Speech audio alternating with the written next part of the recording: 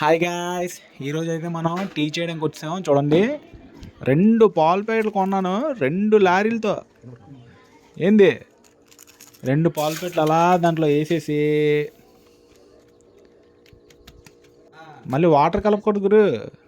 2 పాలు ప్యాకెట్లు దాంట్లో వేసేయడమే. అలాగా మనకు పాలు కలిపితే పడదు. దాంట్లో యాలకులు వేసేసి, యాలకులు చెదగొట్ట మర్చిపోయాను. చూడండి, చెదగొట్టి మళ్ళీ మీకోసం మళ్ళీ వేస్తున్నాను మరి.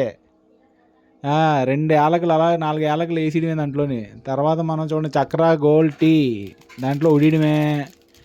చక్ర గోల్డ్ టీ వేస్తే ఆ రుచే వేరు. తర్వాత అల్లం వేసేయడమే.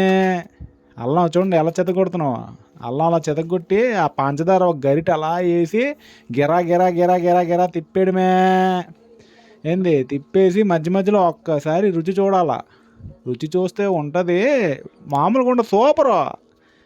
నెక్స్ట్ అలా పొంగు వచ్చింది. పొంగు వచ్చిన తర్వాత మనకి చివరిగా టీ తయారైపోయింది అన్నమాట. టీ సూపర్గా ఉంది. మరి నీళ్ళు కలపకపోతే ఎలాగుంటుంది?